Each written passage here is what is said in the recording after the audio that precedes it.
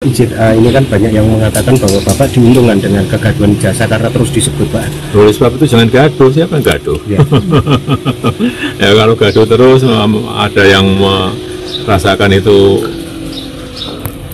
keuntungan bagi saya, ya jangan gaduh. Nanti saya tidak diuntungkan. Kalau nggak gaduh ya kan, ada ayamnya saya mungkin bisa dirugikan. Kalau pada senang saya masih diuntungkan lah, ya buatlah gaduh. Ada upaya menurut saya tidak untuk membuktikan ijazah Jokowi di forum manapun, itu soalnya. Padahal kalau memang niat betul ya harus ada yang mengambil alih kan begitu. Zaman Pak Mahfud itu bisa diperintahkannya itu untuk membuka ijazah itu sebagai barang bukti kan begitu.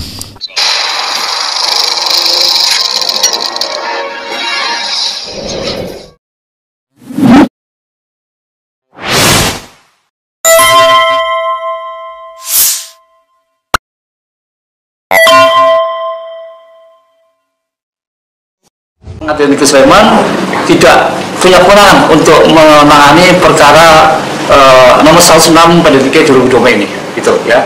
Jadi intinya seperti itu terhadap putusan dari Majelis Hakim perkara nomor 106 pada DKI 2020 ini.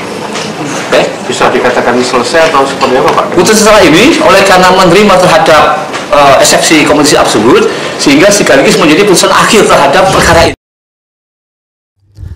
Assalamualaikum warahmatullahi wabarakatuh, sobat RH sekalian. Jumpa lagi kita di channel yang keren ini, keren cadas. Ya sobat RH sekalian, lagi pengadilan negeri mengatakan tak berwenang untuk menindaklanjuti atau memproses soal keaslian ijazah Jokowi. Lagi-lagi pengadilan menghindar. PN Jakarta Pusat pertama kali, PN Surakarta, dan sekarang PN Sleman. Lalu gimana caranya membuktikan ijazahnya ini asli atau tidak, ya kan? Sekarang wah katanya ke Komisi Informasi Pusat lah. Putusan Komisi Informasi itu bisa dibawa ke pengadilan negeri. Lantas nanti kalau PN menolak, banding kasasi podo wae. Saudara sekalian, ya ini kelihatan betul tidak ada niat dari institusi hukum untuk pembuktian ijazah Jokowi di satu sisi, dan tidak ada niat juga bagi pihak Jokowi untuk berani membuktikan ijazahnya ada atau tidak, asli atau tidak, sehingga semua upaya pembuktian itu dihadang. Ini bukan soal menang ya, menang dan kalah itu esensinya bukan ini. Esensinya adalah apakah ijazahnya itu asli atau bukan, ya kan? Sampai sekarang kan tidak ada jawaban. Masa jawabannya adalah silahkan buktikan kalau memang palsu lah. Yang aslinya saja kita tidak pernah lihat. Yang sokol katanya asli ditunjukkan Jokowi. Yang dikatakan ditunjukkan Barreskrim katanya cuma fotokopi. Yang ditunjukkan ke Dian Sandi nggak ada jelas apakah itu diakui sebagai asli atau tidak. Nah kita pengen yang ditunjukkan Jokowi sendiri. Iki loh ijazah saya. Nggak ada ya. Oke, coba kita lihat ada beberapa berita ya terkait dengan ini ya, kurang lebih sama. Kita ambil dari Detikcom misalnya. PN Sleman gugurkan gugatan ijazah Jokowi, ini alasannya. Oke, coba kita bacakan ya. Majelis Hakim Pengadilan Negeri PN Sleman menyatakan tidak berwenang mengadili perkara terkait dugaan ijazah palsu Presiden ke-7 Indonesia Joko Widodo Jokowi. Karena itu, gugatan tersebut dinyatakan gugur. Gugatan itu terregister di PN Sleman dengan nomor perkara 106 dan seterusnya tertanggal 5 Mei 2025 dengan klasifikasi perkara yakni perbuatan melawan hukum. Dalam perkara ini pihak penggugat yakni Insinyur Komardin. Sementara pihak tergugat meliputi Rektor UGM, 4 warek, Dekan Fakultas Kehutanan, Kepala Perpustakaan Fakultas Kehutanan, hingga pembimbing akademik Jokowi. Wakil Ketua PN Sleman Agung Nugroho mengatakan tergugat 1 hingga 7 mengajukan eksepsi kompetensi absolut. Hasilnya dalam persidangan secara e-court dengan agenda putusan setelah hari ini, Majelis Hakim mengabulkan eksepsi tersebut dan menyatakan PN Sleman tidak berwenang mengadili perkara itu.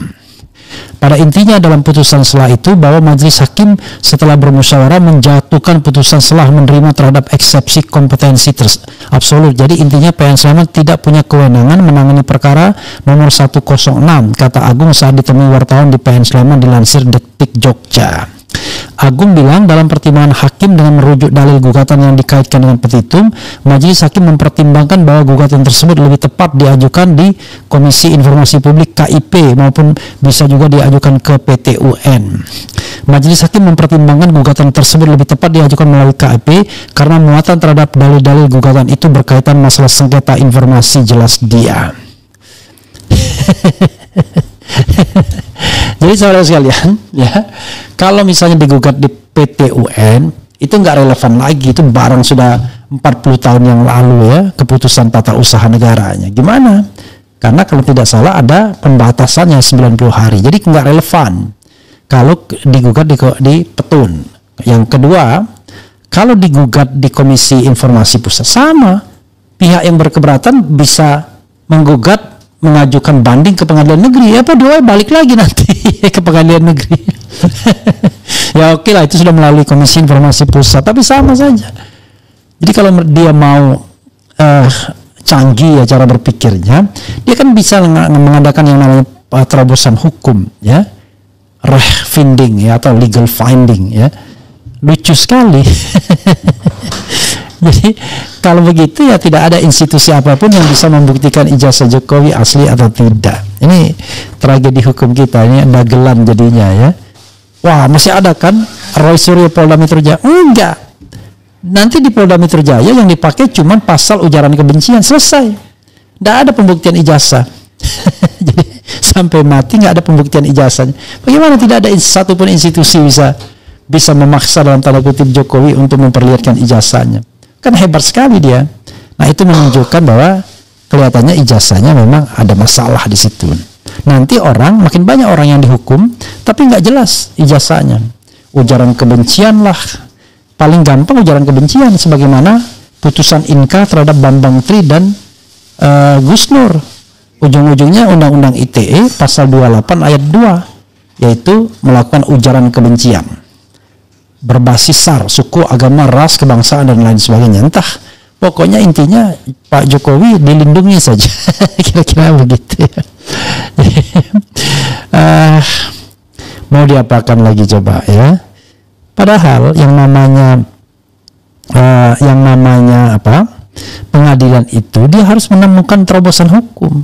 Apalagi ini sesuatu hanya public transparency yang yang harusnya ya bisa ditampung di pengadilan umum. Kan pengadilan umum itu kan residu dari pengadilan-pengadilan yang ada. Jadi kalau misalnya Petun tidak bisa karena sudah lewat waktunya, kemudian yang lain tidak bisa, ya pengadilan negeri itu harusnya jauh lebih fleksibel.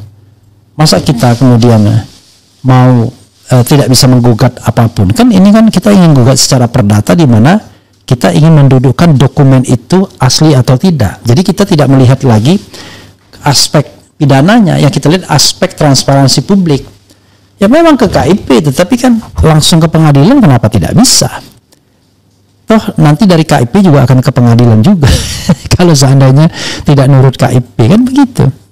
Ya sudahlah, nggak apa-apa. Nanti mungkin ada pihak yang menyampaikan KIP, tapi nanti kita tambah bertele-tele jadinya. Dari KIP nanti kemudian ke pengadilan dan lain sebagainya. Jadi susah juga ya cara berpikir hakim yang konservatif ini. Tapi saya kira bukan hakim yang konservatif. Memang ada upaya menurut saya tidak untuk membuktikan ijazah Jokowi di forum manapun. Itu soalnya. Padahal kalau memang niat betul ya harus ada yang mengambil alih, kan begitu. Kalau zaman Pak Mahfud itu bisa diperintahkannya itu untuk membuka ijazah itu sebagai barang bukti, kan begitu.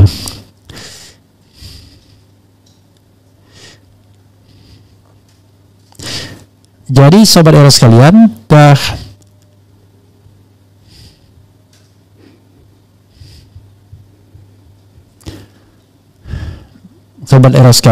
coba kita lihat ya.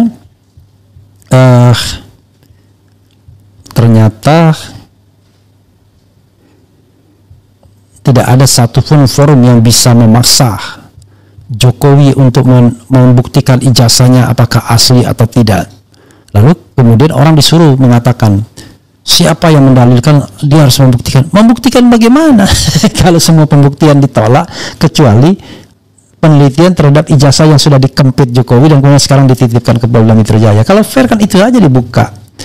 Itu yang dibuka, kemudian itu yang kemudian dibuktikan. Kan begitu.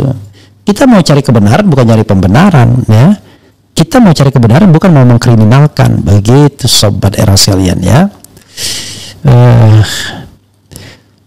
Jadi kalau begini caranya, ya akan tetap terjadi kontroversi di masyarakat sampai presiden turun tangan.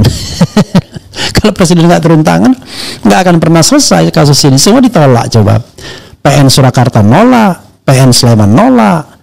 Jadi nolaknya itu bukan menang dan kalah. Jadi jangan diklaim menang dan kalah, nggak ada kaitan menang dan kalah.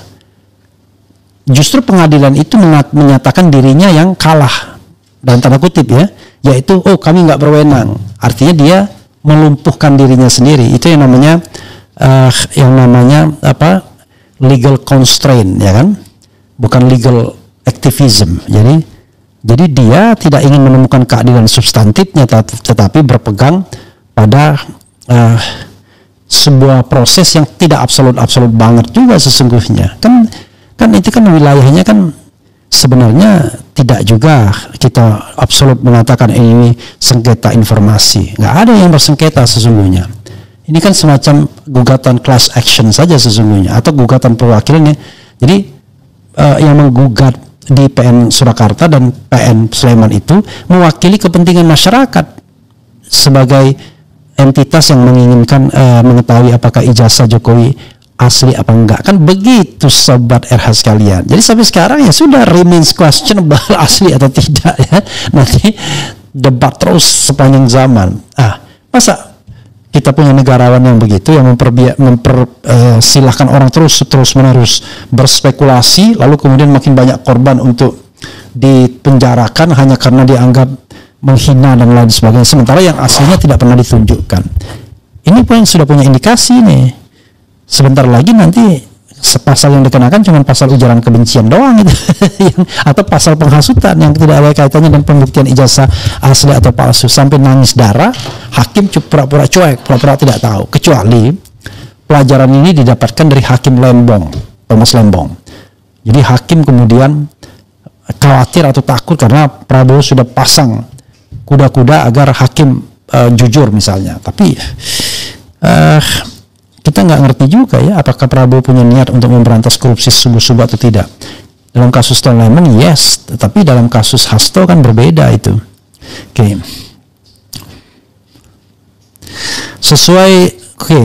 Sesuai dugaan awal Bung RH putusan PN Surakarta, kalau semua pengadilan berasa nggak berwenang tangani ijazah palsu Jokowi, apa serahkan ke rakyat aja? Ajukan saja melalui sengketa informasi publik di Komisi Informasi Publik. Ya memang itu kan diajukan, tapi kalaupun dikabulkan ke KIP, itu pihak Jokowi bisa bawa ke pengadilan. Itu masalahnya. Dan di pengadilan dia bisa banding, bisa kasasi, nunggu putusan inkrahnya itu setahun 2 tahun lagi gitu loh. Begitu, ya. Betapa ketakutan sekali semua aparat hukum untuk menegakkan kebenaran, kejujuran, keadilan untuk sebuah ijazah mantan presiden asli atau apa palsu. Kalau petun sudah kadaluarsa, iyalah, sekarang 90 hari ini 40 tahun sudah. Hakim-hakim masih segan dengan geng Solo. Ya, kemudian malah bela ijazah palsu, astagfirullahalazim. Hakim pemakan sogok pasti tak bisa adil, harus pakai pengadilan rakyat, dasar PN termul, ya. Sudah jelas dan pasti tuntutan Rismon di PN Sleman tidak dan kawan-kawan tidak digubris lah orang-orangnya SMK aja, maksudnya apa nih, ya. Semoga Allah Subhanahu wa taala segera menghakimi orang yang tidak amanah. Terus almarhum Komar dipenjara karena menggunakan ijazah palsu, itu pengadilan mana dong? Seharusnya kan jadi jurisprudensi dong, ya kan? Kemudian mereka sudah tahu bahwa ijazah Jokowi bodlin gitu, ya. Udah sampai kutuan kepala Pak Jokowi, saya lihat video tadi di sebelah. Allahu Akbar, nggak tahu ya saya itu ya. Kita kasihan juga ya, lihat ada belatung dan lain sebagainya. Pak Refli, bisa ke NU itu dianulir melalui mekanisme MK melalui judicial review, artinya orang bisa menggugat ke MK soal kewenangan pengadilan. Ya nanti kita lihat lah ya, nanti kita lihat, karena masing-masing punya kewenangan kan, MK tidak bisa mengintervensi pengadilan negeri. Bang Refli, sudah sejauh mana proses internasional terkait kasus ijazah palsu Jokowi? Kayaknya hopeless sama penegakan hukum dalam negeri. Saya tidak ikut-ikutan ya, saya cuma memberitakan saja. Yang melakukan itu adalah Forum Diaspora Indonesia. Tapi kalian pikir gampang? Banyak sekali kasus-kasus yang diadukan ke dunia internasional yang jauh lebih kejam ya, soal pembunuhan dan lain sebagainya. Soal KM50 saja nggak ada desakan dunia internasional, nggak gampang maksudnya ya. Tetapi entah karena ini menyangkut mantan presiden dan hubungannya dengan presiden saat ini, ya nggak ngerti kita. Karena ijazah asli tidak pernah diperlihatkan, ya makin banyak dong orang yang percaya bahwa ijazah itu palsu. Sampai kemudian kita yang bayar pajak untuk semua kemewahan Jokowi tak akan bisa melihat ijazah aslinya. Pekerja hukum di Indonesia tidak memahami judicial activism, perlu potong generasi. Judicial, saya tadi bilang legal activism, judicial activism ya tepatnya, dan judicial restraint. Ya dia membatasi terus dirinya sendiri. Kecuali ya, jadi gini, judicial activism itu diperlukan kalau untuk kepentingan masyarakat terutama. Tapi kalau untuk kepentingan yang sifatnya spesifik individual lah, barangkali harus pakai judicial restraint, harus nahan diri. Tapi kalau untuk kepentingan masyarakat luas, bukan individual, ya harusnya judicial activism bisa dilakukan ya. Kemudian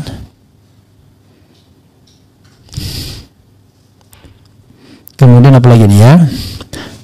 Kalau sana sini ditolak untuk pembuktian ya asli apa palsu, bukankah ini udah jadi bukti kalau ijazahnya ya.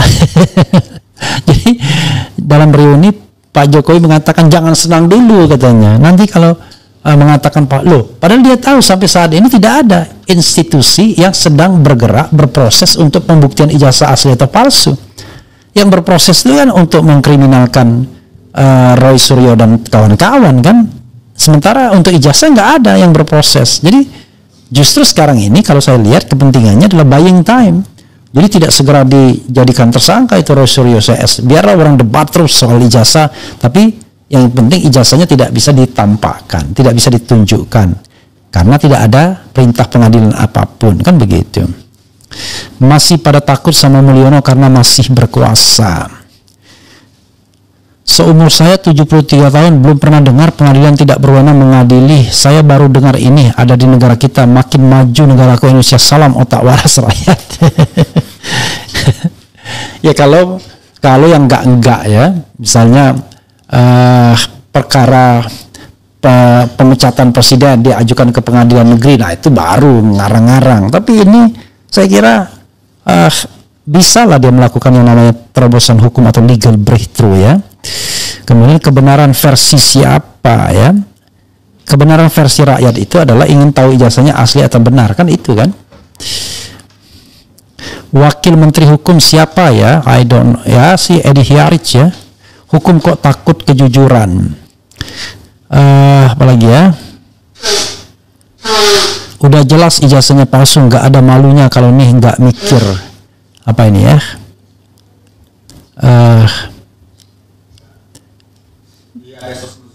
Diduga Jokowi and the gang menggunakan cara premanisme untuk menekan para hakim yang menangani kasus ijazah palsunya. I don't know exactly ya.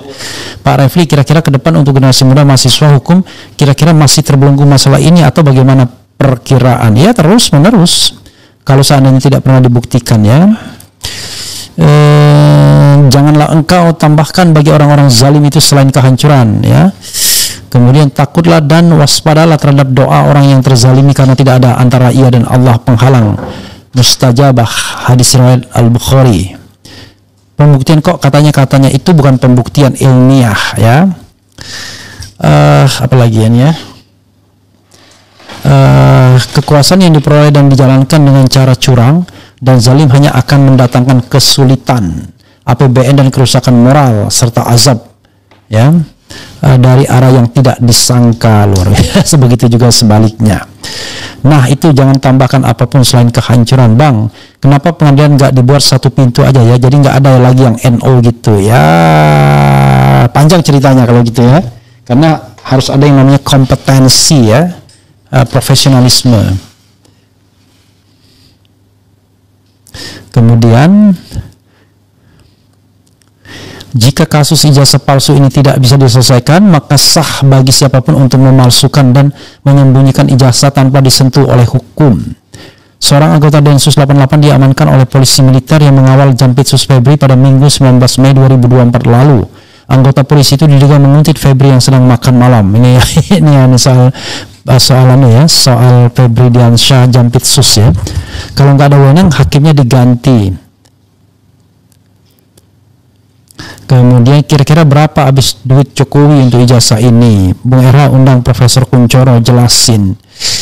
Ya, itu saja Sobat Era sekalian yang bisa kita share ya. Mudah-mudahan ini memberikan pelajaran bagi kita. Ternyata tidak gampang hanya sekedar untuk tahu apakah ijazah Jokowi itu asli atau palsu ya. 3 pengadilan sudah menolak untuk pembuktian lanjut. PN Jakarta Pusat, PN Surakarta, dan PN Sleman. Kurnya sama, kami tidak berwenang, kami tidak berwenang. Lah, lalu pengadilan mana yang berwenang?